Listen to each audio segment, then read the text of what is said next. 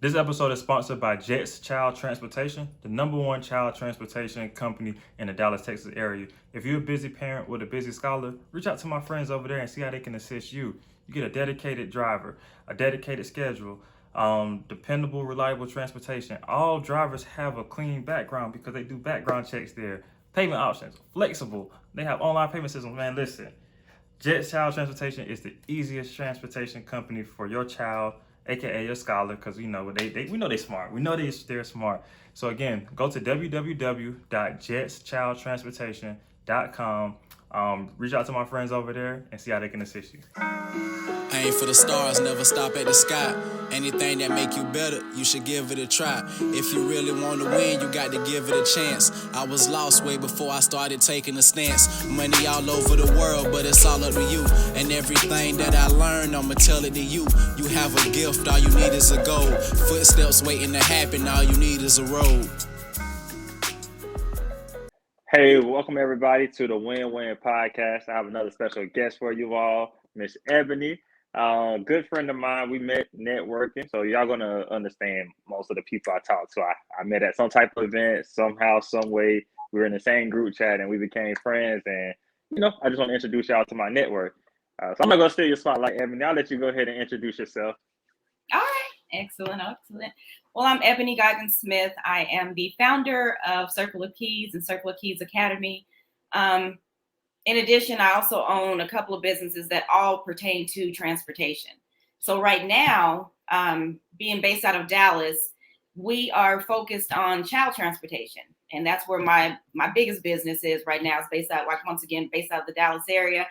And that's really what I got going on. I'm an entrepreneur. I'm a mother. I'm a wife. I have 3 children, but they're all grown. So I don't want to say I'm an empty nester, but everybody's doing their own thing.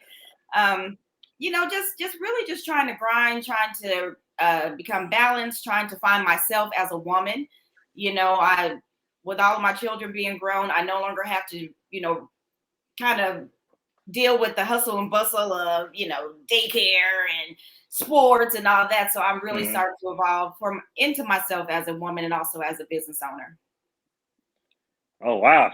So that's a lot. Mother, wife, entrepreneur, and you got the academy. So you say you're a coach, teacher, all of that, right? So I guess my first question, right? So I guess my first question for you, Ebony, would be how do you balance all of that? Now that's a good question. That's a good. Well, I will say this.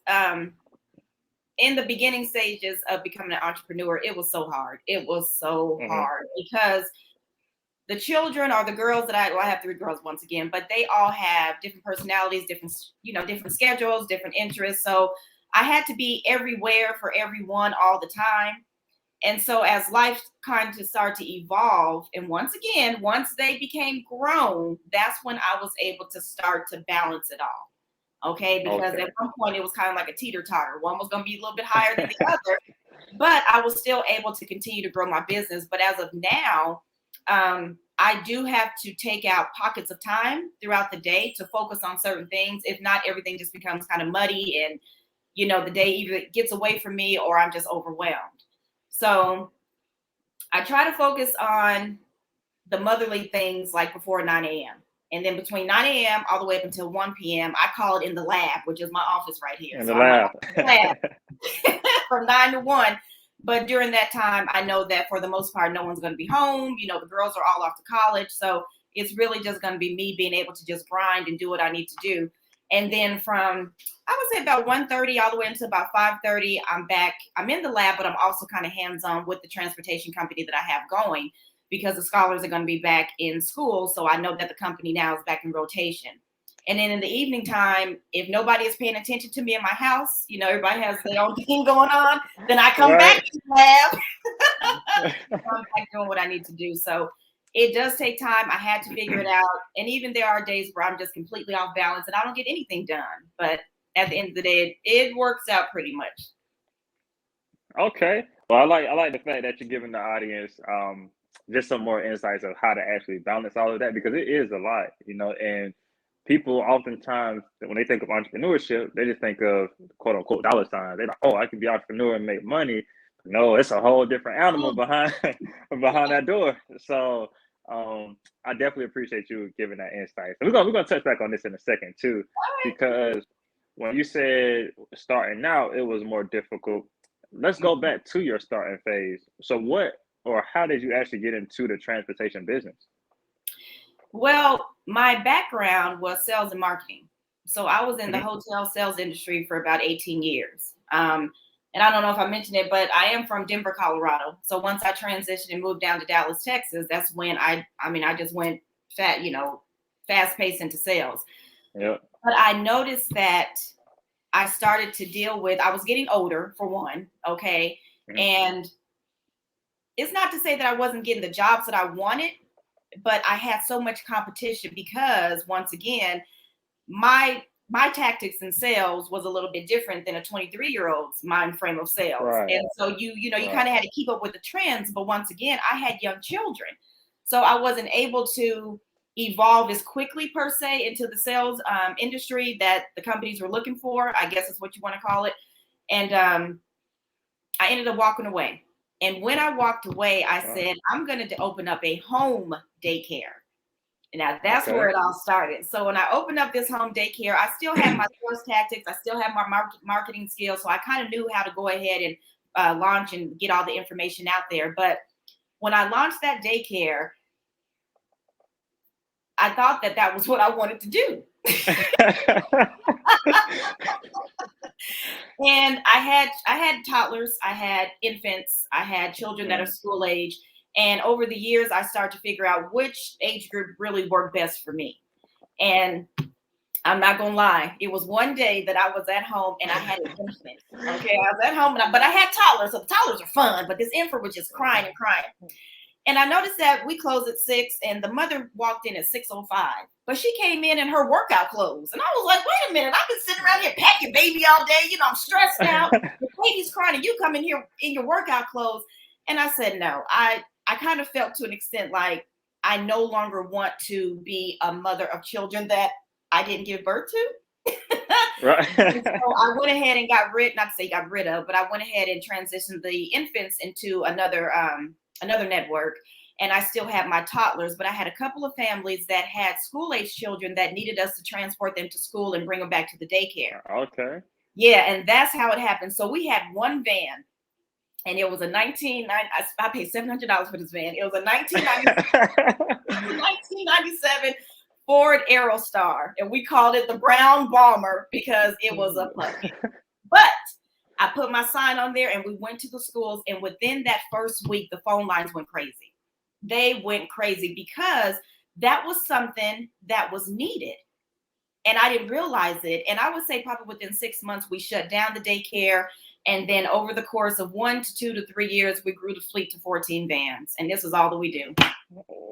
Wow. Yeah. So we were just in a little small region, a couple of schools, and then we launched out to service 8 cities. So it's a good. So again, y'all that's tuning in. Sometimes when we get into that entrepreneurship space, we're doing something that we think we love, all of that stuff, and then once it all comes to us, we get exposed. Like, oh, wait a minute, I didn't sign up for all of this, and then we find our true calling, not necessarily by mistake, but more so by design, because we were, stepping like closer and closer to where we were supposed to be. And now look at you, Ebony, like you said, from one $700 van to a fleet of 14. That's incredible. So I just want to, just commend you on that.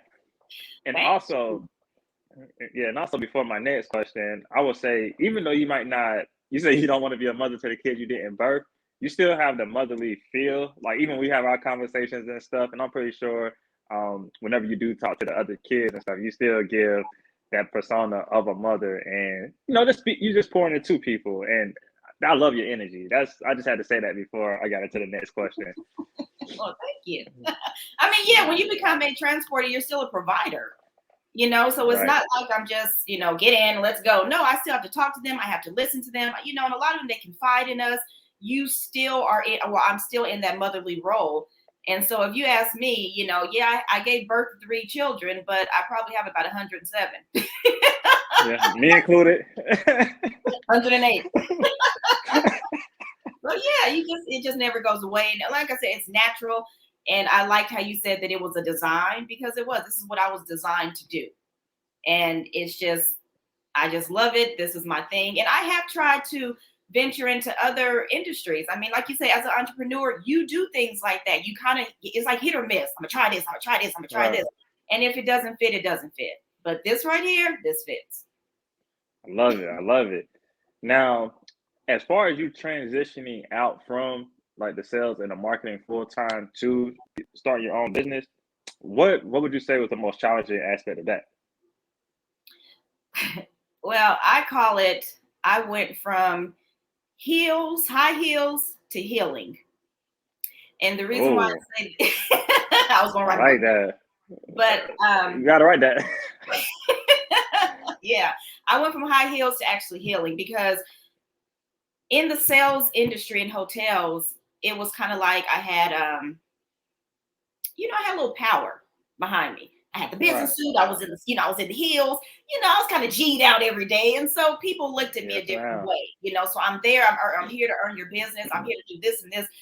And when I went into childcare, it was like, wait a minute, I had to change really my entire personality, because when I was in sales, it actually bled into the way that I just treated everyday person. And some people were like, you're so dominating, you're so this, you're so that. And it's like, well, I have to be, because I'm in a race of trying to get the sale, get the deal. And when it came down to children, sometimes it was just kind of like, okay, wait a minute, I got to think like a 2-year-old, I got to think like a 3-year-old, and it was hard. But it calmed me down. And I noticed that the level of stress that I had when I was in the heels was actually making me sick. And so when I took the heels off and put on the sneakers, then I started to heal. H-E-A-L. H-E-A-L. I started to go mentally and physically. I like that.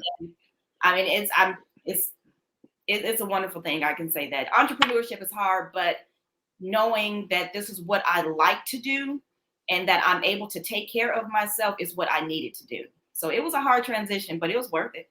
Hey, what's going on, y'all? I know you guys have been watching the news, and I know that you see that there's a huge bus driver shortage here in America. Now, my friends at Circle of Keys Academy has a solution to the problem. They're going to teach you step by step how you can create your own child transportation company and be a solution in your community. Visit them at www.circleofkeys.com. Now back to the episode. I definitely feel it was too, because again, in my opinion, from the women that I've encountered that were in sales roles or that had like the higher executive positions, they get perceived as a different way, because you have to be dominant in those aspects to get to that next level. Because if you go there and you nurture and stuff, like the men, because again in sales, from where I see, it's more of a men dominated industry.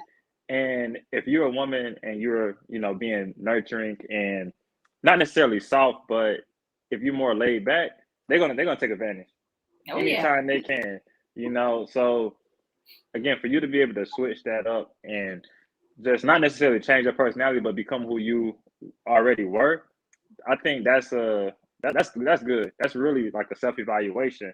And again, that's why I want to do the podcast. It's teaching people how to win in business, win in finance, win in self-development. So again, I wasn't even trying to go this deep for the people today. But for the women though, and then we're gonna, hop off the topic. But for the women, how would you, I guess, what would be the first step when they're transitioning from that dominant role to becoming more of a healer, or when they're transitioning from heels to healing? What would you say would be the main focal point? You really need to focus on why you're doing it. You hear it all the time. What is my why? What is my why? You need to focus on, why am I doing this? Because is it your children? Is it your family? Is it the fact that you just want to have a job? Is it the fact that you have to pay your bills? Is it that you want freedom, that you need time? What is your, like I said, what is your why? Because transitioning from something that you thought you were into something that you actually are, it takes maturity.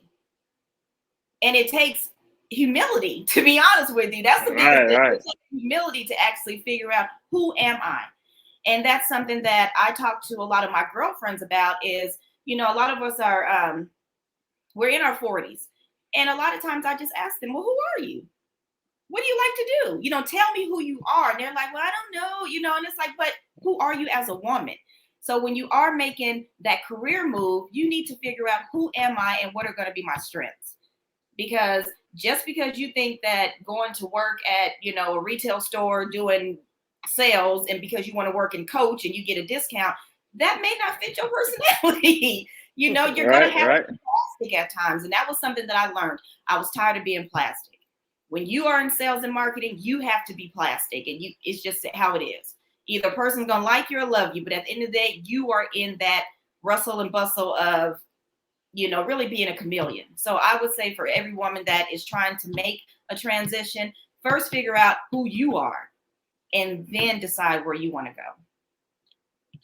Ooh, I have some women I got to send that to, because just like you're saying, especially as women get older and older, and like when the kids grow up and stuff like that, it's like a big question mark over their lives. Like, okay, what do I do now?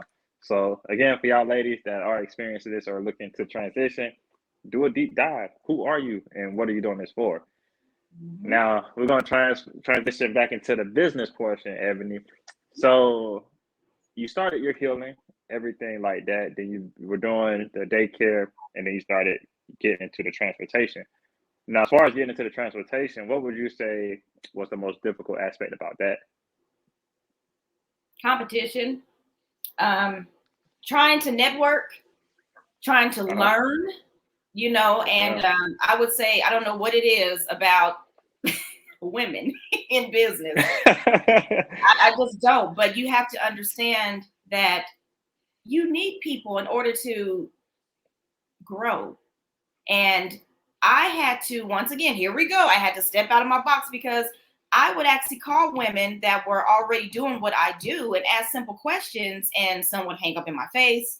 Some would be like, oh, let me call you back, and they never would. So it was just like, what is the problem? And so one day I had went to a seminar, and there was quite a few daycare owners that were there, and we were all just kind of sitting. And I would say, just informally, I made the comment, and I said, there's enough business out there for all of us. At the end of the day, you can't have all the business. And everybody in that circle was like, oh yeah, you're right. And I'm thinking to myself, you was the same one that hung up in my face, and you were the one that didn't call me back, but they got it. And so I continued to just push and push and push. And I learned what I needed to learn. And I wasn't, I was open, I was teachable. So I ended up finding one person that actually does transportation as well in another city. Mm-hmm. And I had to go into sales mode. And I told her, I said, I'm going to do this for you. If you tell me what I need to know, then I'll stay out of your territory. Because she knew that I was a threat. She knew I was But I talked to her, and then I actually opened up, and I was very transparent. And I said, look, I'm struggling with this. And she said, I'm going to help you. So it really took me having to kind of dig and grind to actually find that one person to kind of, to lace onto. And once we had that conversation, my sales went into place, and I sent her a gift that she hadn't gotten in a long time from probably anybody. It was just flowers. But she called me and she said, no one's ever done this for me, ever. And to this day, we are still buddies, and we respect each other's territory. She has a big fleet. I have a big fleet. So it really just took me having to figure out, once again, who I was. Because I wasn't the type that I don't want to sit and argue with you. I don't want you to feel as if, once again, I'm stepping into your territory. But I am here to let you know I'm all about my business. So because I am very resilient, and someone told me that when I was in sales, you're very resilient. I can take the punches, but guess what? When I come back, it's on. And now they see these little vehicles zipping around town, and they know that it's me. And it's like, yeah, but remember, you didn't want to talk to me. So it's what it is. And that's a common thing in business, especially in the African American culture, from what I experienced too. Like myself being a full-time entrepreneur, like you said, it's so challenging, because like no one wants to put that hand out and say, okay, come here, let me take you under my wing for a minute. I'll give you the game. Because again, it is enough money out here for everybody. Like, 7 billion people in the world, and people just don't want to help somebody that's in the next city over to them. And sometimes too, they forget competition also increase business. If it's just one transportation company in this particular city, then not many people might be checking for it, right? But then if it's three, they're like, okay, this is a good industry. Let me figure out who I want to use for my kids, and then stuff like that, and then everybody's business increase. But I don't know, small money, I guess. I don't know. Now, and you said something else that was that stood out to me too. You said you went to a seminar for this, right? So was this seminar something you had to pay for? Or was it like a free Actually, seminar? it wasn't for transportation. It was just a daycare seminar. Because remember, I still have my license with childcare. Right. I had my daycare, but even though I had shut that down, I was still licensed with the state of Texas. So they had a training. Yes, we did have to pay for it to go. But throughout that time, you were able to network. There were different courses, different classes, and people were getting their hours to continue with their daycare. Even though I didn't need the hours, I knew what I was there to do, and that was to network. So I kind of used it to my advantage. Right. And the reason I brought that up is because that's a form of investing in yourself, regardless. Like even if it was free, you'd still invested that time to go there because you didn't have to necessarily go. But for you to spend money and go, you did two investments, and then you were able to still network. Some of those people, they probably wasn't there for the same purpose as you, but at this point now, they feel you. Like you said, they see those 14 bands out there, and they're like, oh, they lost, they missed out. And again, you're a respectable woman, and I'm pretty sure you would have gave those ladies the same offer as the other lady who you said assisted you. Listen, I just need a game. I can make this happen in my own respective space. I don't want to step on your toes with friends. But when they shut that door, no more. That was it. Right. You're gonna be all up in your territory. No mercy. We taking everything. But I was coming for him. Right. Listen. And again, I like the side of networking though, because you can fast track someone else's success. Again, just from conversations with you and I, you've been able to put me on so much game where I might not have a transportation business itself, but I can use some of those same methods in my business, like when I'm going out to look for speaking engagements, or when I'm looking to interview different podcast guests and stuff like that. So I want to just tell you, I appreciate you. Absolutely. So we're gonna go over to the next question now. So I said, what was the challenging part about starting up? Now again, we're gonna go to transportation. So in the process of you doing this business for how many years have you been in business? Like this is 12? our 10th year. This is our 10th year this 10? year. Okay. So this is year 10. So you have a lot of experience in this industry. Yes. What would you say was the biggest loss that you took, or the biggest lesson that you learned being active in this industry? COVID. Oh. We weren't prepared. We didn't see it coming. I mean, we were at the game, and COVID hit. Wasn't prepared for what was soon to come. And literally, we went out for spring break thinking we were coming back the next week, and all the schools shut down. Doom, doom, doom, doom, doom, doom. And we couldn't come back until the next school year. So when that happened, it really kind of hit, because it was like, what are we going to do? How am I going to pay these ladies that are driving for me? And a lot of them didn't return. So we went from 14 down to 6. Actually, when we returned, we went from 14 drivers down to 2. And that hit. That was a hard hit. And I really felt like I'm just going to shut down the company. I was discouraged. The parents, none of the parents wanted us because their children were going to school. Well, they were doing virtual. And I can say that just as a business owner, I wasn't prepared for the money not to flow in the way that it normally does. So we did end up having to give some vans back, because once again, it chopped our money down. And so that next year we started to ramp back up. Although not all of the drivers returned, it was still just kind of like, wow, what a learning curve to know that you're not always going to be, on the top of your game. Things are going to come. You're going to take some hits. You're going to take some losses. And I would say that was very hard. But I still, once again, I had to transition back to who I knew who I was. I know who I am. So I had to start marketing. I had to get it back out there. I had to change up the website. Everything had to come back to mind as to how am I going to gain clientele? Because when you just have a regular website and everything looks good and hunky-dory, no, we had to switch the website up to children with masks on, which I was with masks on. Everything had to be about safety. So even though as the owner, you kind of feel like, oh, I'm the owner, I'm kind of like on easy street. No, I had to put my tennis shoes back on, and I had to get out there and drive for just to help the company out, just to help us stay afloat. Because the competition, a lot of them, I won't say they died, but a lot of them are no longer around. The companies are no longer around. So it's just like for us, we still kept it going, but it was hard. It was a hard pill to swallow. Hey, what's going on, y'all? If you guys are looking for a speaker to come speak to your school, your organization, nonprofit, after school program, look no further. Visit developwithtim.com, developwithtim.com. Fill out the speaker's intake form, and someone from the team will be in contact with you. Now, you guys have a good day. Back to the episode. And I understand that too. And I can relate to that story because when I was in college, we went on spring break, never came back, didn't have our graduation. And it's kind of crazy. So I can only imagine what, these businesses felt, especially yours being involved with transportation in the schools. Now, even though you said you had to remember who you were in that situation, what was the factor or what was your why at that moment? Like, nah, I'm not going to be like these other people. I'm not going to shut down. We're not going to roll over. I'm going to get out here. If I have to drive these vans myself, I'm going to get out here. And if I have to get my husband and my daughter, what put you in that mind frame? Is that what's happening? That's what happened. No lie.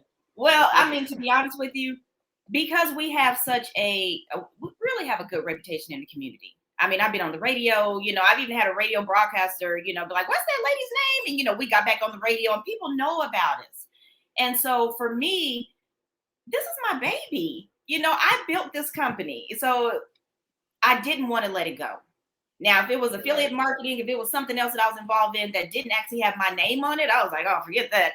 But this right here, it's like, no. And I mean, there's so many layers as to how this company was built and what it was built upon, and I refuse to let it go. For one, it's a very easy industry and company to run. Two, there's a lot of money to be made in it. And three, it's mine. So there we go, the ownership. Yeah, it's mine. My name is on it.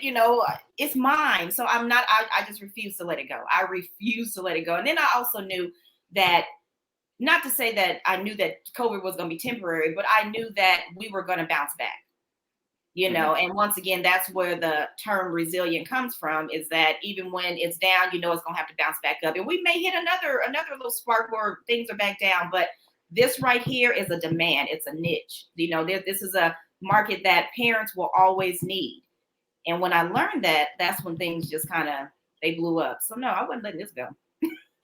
Listen, and I love that energy too, because again, for other people who not understanding, as an entrepreneur, you have those ups and downs, and COVID, that was huge. That didn't only affect the small businesses, but that even affected the large businesses, and some of them had to get the loans and stuff like that to get bailed out. But for you to say, nah, we're not letting this go down. You say you have 3 daughters? I have 3. Mm-hmm. All right, well, that's actually 4. Yeah, your business is your 4. That's yeah. That's your next baby right there, like you just said. So again, you're just not giving up, not just rolling over. That's dope. Because again, if you had did that, then we probably would never met, because you was in there like, you know what, I want to increase this business even more. And again, that's like super commendable. I love it. Now, because we're getting closer to the wrap up session, so I got another question for you about the transportation business. If someone is looking to get started, what type of advice would you give them? Like, let's say, for example, like me, I say, hey, Ebony, I'm looking to get into the same industry as you. Even though you're in Texas, I'm in South Carolina. I'm not going to step on your toes over there. What type of advice would you give me? Well, I mean, it's either advice or it's going to be steps. So if I give you advice, I'm going to say, you know, first of all, is entrepreneurship something that you really want to get into? Because it's not easy, you know. And if you were to come back like, yeah, I'm ready. And then I would say, well, do you like being around children? That's the main thing. Do you like children? Yep. And if you come back and say, yeah, I think this is something I can do, then at that point I say it's time to do your research. And you definitely need to, as you had mentioned, you need to invest in yourself. So that would be the advice. Invest in yourself on all levels. It's not just about, you know, taking a course on child transportation, but you are going to invest in yourself in your marketing. You're going to invest in yourself in your business practices, you know, business laws and regulations. There's research that has to be done with this, because remember, you are dealing with a special clientele. And what people don't do is play when it comes to their children. So I would just say, research the laws, research what's going on in your, you know, in your state, to make sure, one, you're compliant, and two, you don't get sued. So I would tell you to start there. Okay, for sure. Now, speaking on investing in yourself and things along those lines, do you have any products for the people that are tuning in? Yeah. Because once the podcast drops and airs, in the description box, we have everything like that. Now, what products do you have to offer? So what we're doing now, we are transitioning from one-on-one coaching to actual group coaching and mentorship. And I find that when you do a one-on-one session, I don't want to say it's hard, but it can be harder, because for one, the person that's learning, once they get off the call with me, they really don't have a network to really kind of, you know, to help mold them and get their business started. Whereas when we do it in a group session, you'll be able to be in a peer group where you all are kind of piggybacking off of each other. You're, you know, making yourself accountable. But then for me, actually, as a coach, I'm able to hit different points that maybe I didn't think about, or different questions that people may have. And we all kind of bond and gel together. But at the end of the day, the ultimate goal that I have is to ensure that you are launching in the right time, right before school starts, because you only have a window. You have a window of when you can launch this company in order for you to be successful. If you miss that window, then it's going to kind of like you know, you're in the rat race, kind of running behind everyone. So what we're doing right now, I would say in the month of March is when we're actually going to be starting this brand new course that I'm launching. And then from there, it's just going to be leveled off. But it also does include mentorship. It includes one-on-ones in a group setting, so that you are able to get my time. So it's not like I'm just going to give you a course and you sit and read PDFs all day long and watch some old videos. No, I'm going to be on the screen just like this. Just like this. Trying to figure out, you know, and help you so that you are able to launch this business, and not only just launch it, but know how to run it. So that's what we're transitioning. And now we're excited about it. We already got people signing up. We're only taking a few people at this time because it's going to be so much information. But like I say, we will start to level it, and we're going to keep launching and keep launching. So hopefully you all can tune in and become a part of it, because this right here, there is money to be made in this industry. Listen, I'm telling you, like, again, y'all, she said she went from one $700 van to a fleet of 14 vans. If that's not showing growth, I don't know what is, you know. Now, Ebony, there's two last things for next. Do you have, well, what's the best way for people to reach you? Right now, you can reach me on Instagram. It's Ebony_Circle of Keys. That would be the best way to reach me. If you wanted to reach me on Facebook, because we know some people just don't do Instagram, they just want to stay in this Facebook lane. Then they can also reach me. You can reach me at Circle of Keys on Facebook, or Ebony Goggins Smith, because that is my name, but I respond to all three platforms. Okay, all right. And we're also, like I said, we're also going to have all your information down there in the description. I just wanted to, you know, verbally have it mentioned just in case people didn't hit the description part. Now, for the last closing things, what advice would you give someone can't get my words out.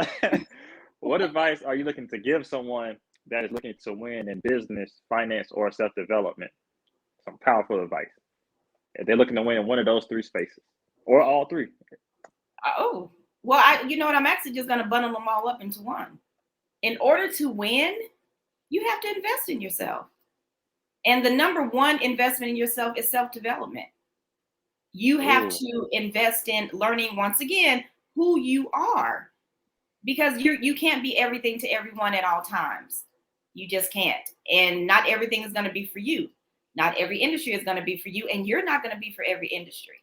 So when you start to invest in things that, once again, improve your business tactics, improve your, maybe even just the way that you talk, the way that you interact with people.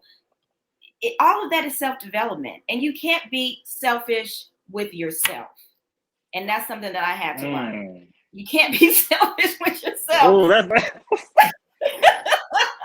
hold on. You talking to the audience? You talking to me? I'm talking to the audience. And you too. But truth be told, I mean, you just can't. To be an entrepreneur, you just cannot. And you have to, once again, just be humble. So it really is going to start from the inside, because once that inside is grown and it's beautiful and it's welcoming and it's business minded, then you're going to take off from there. And then you can start to, once again, go into the different industries that you want, but you'll be able to walk in there. Even if you're walking in, like I say, in some sneakers and sweatpants and a t-shirt, I still feel like I got on that business suit, my little kitten heels. I still feel powerful when I walk into a room, but it's because I know who I am. And I have become that chameleon. I can talk that talk. I can talk to you about Bitcoin. I can talk to you about NFTs, but I can also talk that baby talk as well. At the end of the day, you're going to learn to respect who I am. And that's because I know who I am. You know who you are. And as an entrepreneur, if you don't know who you are, then you will fail. Period. That's it. That's all. Oh, that's spicy. That is spicy. Hey, listen, Ebony closed it off better than I could. So y'all make sure y'all tap in with Ebony. Go follow her. Get her course or program. And again, invest in yourself.